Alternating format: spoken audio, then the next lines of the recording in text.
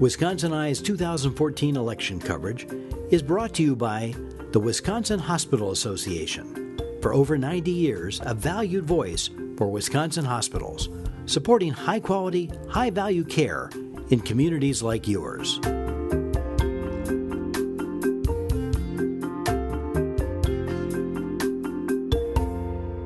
Wisconsin Eye coverage of the 2014 elections continues.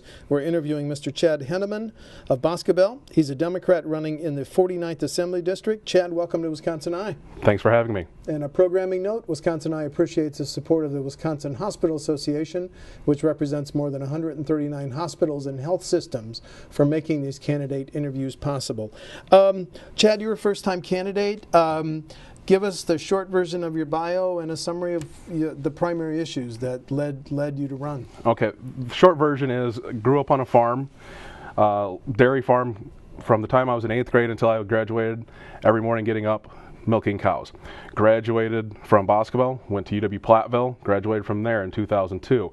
Got a job, was working in radio for a few years. Got told that it was a great thing that I was doing, but they were going to have to cut back on my hours. So I went back to school, went to Southwest Tech, got a job at the prison after a few years of working small jobs. Worked in the prison for 6 years, and it was a good job starting off. Had a union benefits, decent pay. Then Act 10 happened, and from there, the last 4 years, we've seen a downfall, not only in our wages and how we're treated, but in how workers and everyone else are being paid in the state of Wisconsin. There's a lot of people that think that, $7.25 minimum wage, it's still a good wage. It's not. Prices keep going up, and you are not having any consumer spending going on. That's my biggest issue, is that there is no money to be pushing the economy, but there's plenty of money to be put into politics. I'm not a big fan of the amount of money that's in politics, so that's why I'm running on this, because I'm defending as many people as I can on this, because there should be more money to the people, not more money to political parties. Well, are you saying then that you're not going to take PAC donations? Have you made any rules in terms of your own campaign finance? When it comes to the PACs, I have accepted from AFSCME, I have accepted from unions, because the way that I look at that money is that it's coming from their members. Instead of an individual donation of $5 from one person, it's going to these unions, and then they're getting it to me. I haven't been able to get, people to donate. I can get volunteers, but a lot of these friends and family that I've been able to talk to, they don't have the money to do these things, but they can pay union dues, and then some of that can come back to me, and I will take that. That is, it is almost like a second-party donation, and I will accept that. That's pretty much where I'm standing on those issues. I would love to get, personal donations from people, and I've been working on that. But at the same time, trying to get a $5 donation or a $10 donation from a retired couple on a fixed income, that hurts me. I can't do that. I do not feel like that is helping my humanity one bit. See. Okay. Well, let's talk about some issues. What I'm finding is that the funding of our schools is going to be a big issue for many candidates. Is that a big issue for you? And if you're in the assembly, what are you going to push for in terms of funding public schools in the next budget cycle? Well, in 2003, the state actually, I don't want to say deregulated, but they took out the provision that they would pay for 2/3 of the schools. Yes, you're right. And that hurt a lot of the small rural schools, because now they have to go to tax levies on the people who don't actually have money to begin with. Instead of going from a big lump sum from the state where you could pull it in from big corporations and bigger tax dollars, now you're going to ask a farmer or someone who has a house that really can't afford it to begin with for more money from them. And that just is not working for a lot of schools. Cuba City is short of money. Boscobel is short of money. Platteville is short of money. These are all in my district.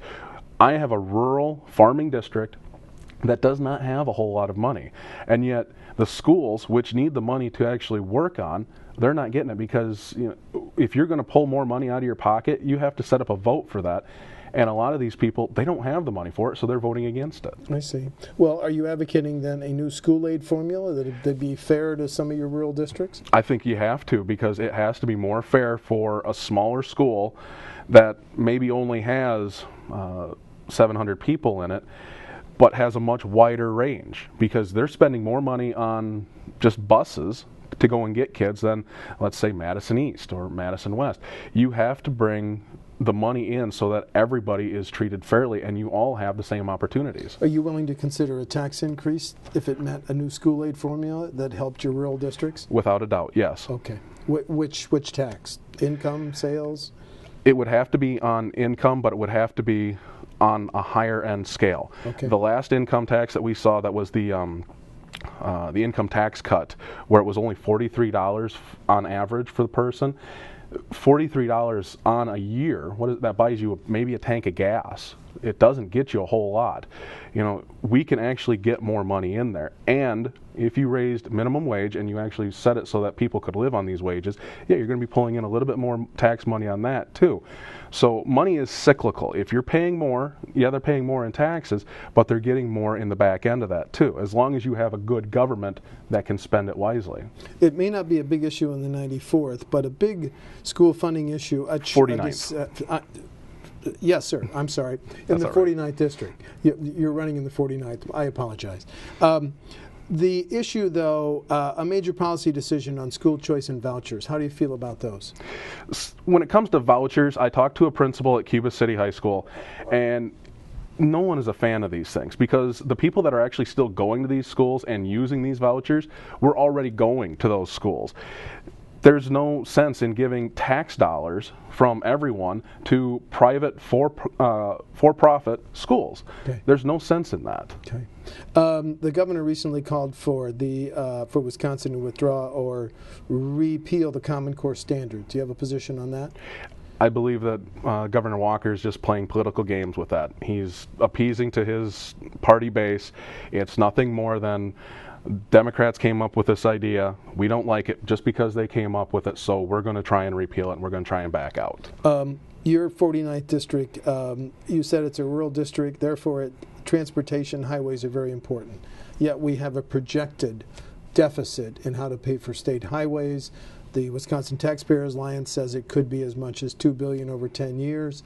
How should we make up that deficit, Chad? Well, for one thing is that we just got a tax break. The state of Wisconsin just gave out a tax break. So instead of actually setting up, here's the transportation fund, here's some other fund, and then this is the general fund, it should be like you're at home with your own checkbook. You may have a vacation fund where you kind of, you put a little money away, but if you have if you have more money in one fund and you're deficit in the other, no, you should be able to pay those into other accounts. If you are in the 49th and you drove from my hometown of Boscoville to Platteville and you went through Lancaster and Fenimore, you're tearing up your tires. Those roads are horrible. This idea that we can give a tax break and then that it's going to actually help people, it doesn't help people when you're driving on these roads and then your tires go through a lot more wear, your shocks go through a lot more wear. As I said, $43 on average into a pocketbook, $43 isn't even going to buy you a single tire when those get torn up because your roads are so poor. We have to look at better ways of spending our money, and if we have to maybe increase the gas tax a few cents, we have to increase the gas tax a few cents, because everyone is paying for it then, and then everyone can actually benefit from that as well. Okay. In your rural district, you must have quite a few residents in the 49th who rely on Medicaid for their health care. The American Hospital Association says that Wisconsin has the second lowest reimbursement rates for Medicaid. Have you studied the issue? Do you think those rates should be increased? The rates should be increased, and overall the state of Wisconsin should at some point set up its own exchange. If nothing else, maybe the state can set up where, from my standpoint, I was a state employee and I had very good health insurance, before Act 10. It's still pretty good, but nowhere near as good as it was. So allow private businesses and allow private citizens to join into this state employee fund. because then you get more money pooled in, and then you can get more money out of it. It's one of those things where not everyone's going to get sick all at once, and all of a sudden, boom, it's depriving it. You have so many people paying in, and you can have somebody who doesn't go to the doctor more than twice a year for their updates. They're not going to pay for everything, but they're paying for everybody else, and that is something that the state of Wisconsin should definitely be looking at. Its own private exchange. Okay. There was a bill introduced last session. It'll be reintroduced to legalize medical marijuana. That travels, of course, with the issues that we see in Colorado, state of Washington, legalizing the recreational use of marijuana. Your positions? I have no problem whatsoever with that. I have with both medical with both medical and recreational, because I work in the prison and I've seen a lot of kids that are in there, and a lot of inmates are in there for selling marijuana. If you made that legal, one, you're going to actually lower violence, because now the drug cartels, they can't come in there and sell it. Two, gang violence is going to go down because they're not going to be able to sell it either. And instead of having 16 gang members who are able to, take a street corner away and take a whole neighborhood over, well, maybe they can go to school, they can learn horticulture, and they can learn business tech, and they can grow it on their own.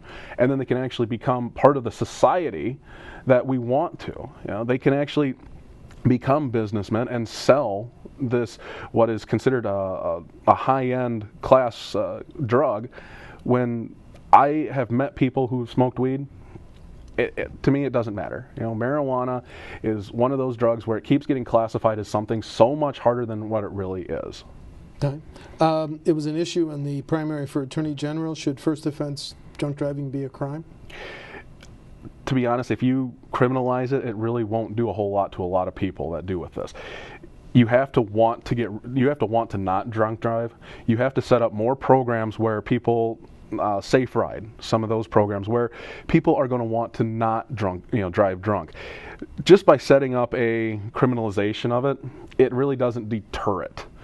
You have to set up a whole system of getting people to understand that drunk driving is harmful, not only to you, but to everyone else. So use taxis. The police can take you home. Safe Ride can take you home. Walk. Do whatever you can. We have to actually change the culture of drunk driving. Just by criminalizing it, that's not really going to do too much, because deterrents really don't work, especially if you don't get caught. Okay. I want to go back to what you said is the rural ag nature of the 49th district. What is the biggest change that would help farmers and others who rely on the ag economy in the 49th that you would push for if you were in the assembly? I think the biggest issue that would help farmers is raising minimum wage, because if you raise minimum wage, then you allow for those people who, instead of just shopping for poor products, the cheapest stuff that they can buy, they're actually able to buy better products. Then the farmers can actually charge a decent amount for what they're getting. But instead, we see a lot of products, they're being either shipped out to China or they're shipped overseas, and the products aren't actually helping anyone here in the United States. We don't have the money to be buying these things as regular consumers. Beef, a lot of the beef that we bring in is, the beef that we produce or consume is Brazilian beef. It's not American beef.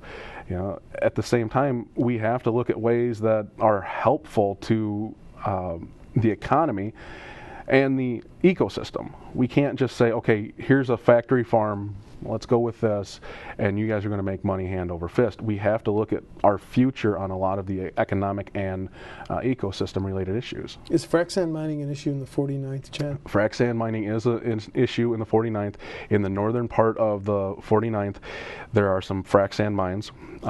Where's the balance lie? Should it's really, local officials have more authority? Or local officials should have a lot more authority. Okay, excuse me for interrupting. That's all right. One of the things that, we heard from Act 10 was we're giving the power back to the communities. But then when the frac sand mining issue started happening, you started seeing local communities saying, no, we're not going to have this here. It's a blight in the area. We don't know what it's all going to cause. We want to have more studies on this. But then the Republican Assembly and Senate and Walker pushed it through and said, no, we want to do this. You have to have more community say on these things. You can't just push through everything and then say, there, this is it, deal with it. I have some friends who live in Blue River who have talked about frac sand mining with me. I also have a friend who lives in Boscobel whose husband drives a truck for a frac sand mine company.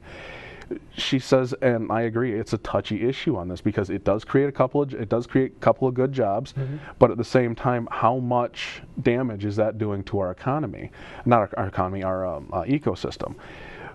Where is the line drawn on this of how much money is being put into this versus how much it's costing us in the long run? Okay.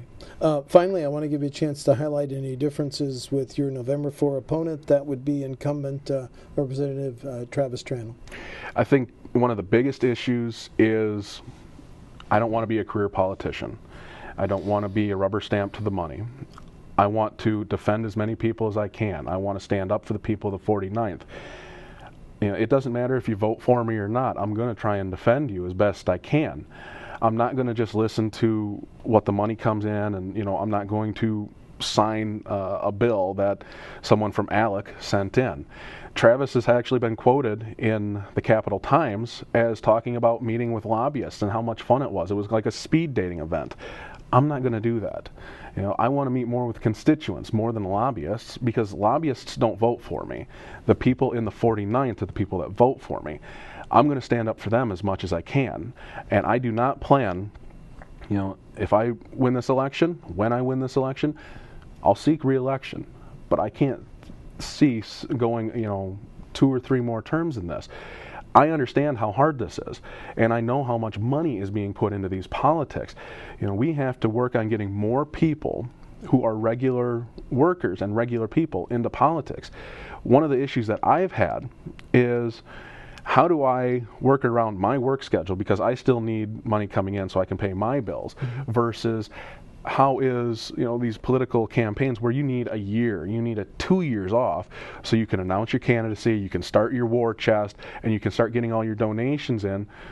I can't do that. And working for the state, I had to take a leave of absence from there so I could actually do this. So I still needed a job, and I'm still working almost full time just to try and do this. And it is amazingly taxing on myself doing this, but I feel like I'm fighting the good fight where we are actually trying to get regular people in, not just big corporate suit and tie money. Okay. Very good. Chad Henneman of Boscobel is a Democratic candidate in the 49th Assembly District. Chad, thanks for talking to Wisconsin Eye. Thank you for hosting me. Thank you.